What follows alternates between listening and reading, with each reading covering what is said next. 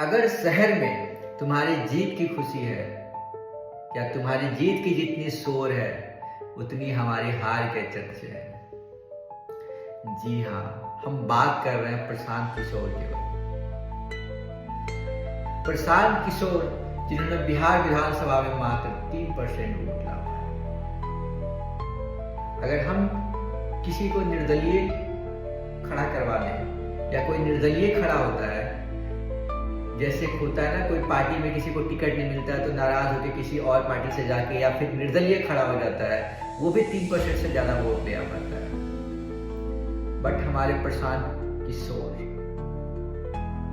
खुद जब चुनाव लड़े तो मात्र 3% वोट ला पाए। क्या प्रशांत किशोर बिहार को समझने में चूक कर गए? क्या बिहार की मिट्टी को प्रशांत किशोर नहीं समझ पाए? प्रशांत किशोर एक ऐसे राजनीतिज्ञ हैं जिन्होंने बड़े बड़े को ऊपर पहुंचाया, कितनों को इलेक्शन में जीत दिलवाया, बट जब वो खुद चुनाव लड़े तो खुद ढेर हो गए। क्या चूक हो गया प्रशांत किशोर? सवाल बहुत सारे हैं।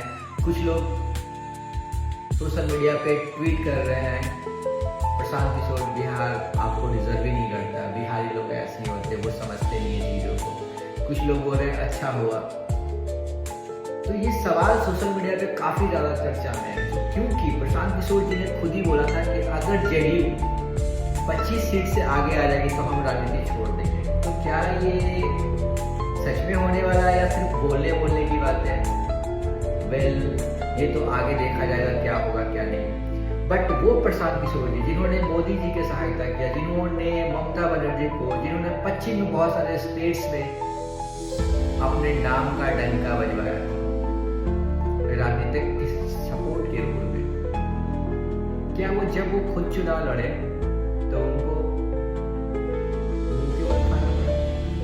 क्या ऐसे चूक हो गई? हालांकि वो खुद इस बात को एक्सेप्ट कर रहे हैं कि जो भीड़ था, जो मैंने भीड़ इकट्ठा किया था, उस भीड़ को मैंने वोट में कन्वर्ट नहीं कर पाया।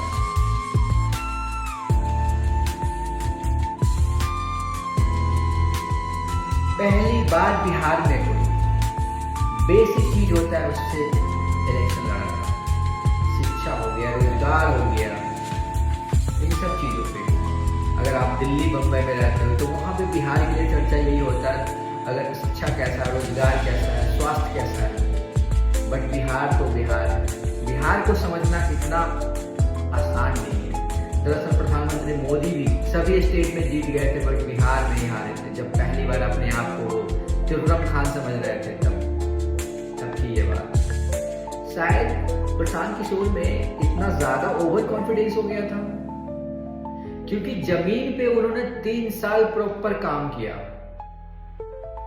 कितने किलोमीटर की दूरियां तय किया, बहुत सारे रैलियां किया, बहुत सारे रोड शोज हुए, बहुत सारे पैसे खर्च हुए, बट परिणाम क्या? सिर्फ 3% में कन्वर्ट होकर रह गए।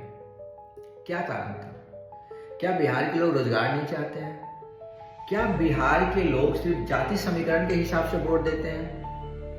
बट इस बार का जो वोटिंग हुआ है, वोटिंग परसेंटेज के हिसाब से अगर देखा तो जाति के हिसाब से तो वोट नहीं पड़ा है। तो फिर कहां चूक हो गई? क्या प्रशांत किशोर फिर से अपने जो उनके पुराने धंधे थे उस पर वो वापस आ जाएंगे? क्या लगता है? मेरे सवाल तो बहुत सारे हैं और उनका हल वो खुद भी ढूंढेंगे। बट बिहार की राजनीति को समझना इतना जटिल क्यों है? वहां के लोग चाहते क्या है? रोजगार नहीं चाहते हैं, शिक्षा नहीं चाहते हैं, क्या चाहते हैं? क्योंकि पिछली सरकार का जिस हिसाब से देखा जाए, रोजगार में तो परसेंटेज बढ़ ही नहीं रहा है। वहां के युवा आए दिन रोड पे प्रोटेस्ट करते रहते हैं, आए दिन पुलिस प्रशासन और स्टूडेंट के बीच गर्मा गर्मी होते रहता है।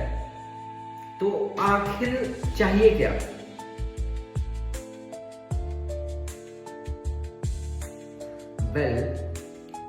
इन्हीं सवालों का जवाब हम भी ढूंढ रहे हैं काफी टाइम से। एनडीए काफ़ी ज़्यादा सीटों के साथ सरकार बना रही है 2025 विधानसभा इलेक्शन में, और महागठबंधन की हार हुई है। महागठबंधन की हार की वजह बहुत सारे हो सकते हैं। धरातल पे काम नहीं करना, या फिर सरकारों जैसा भरोसा नहीं दिलाना, बहुत सारी बातें हो सकती हैं।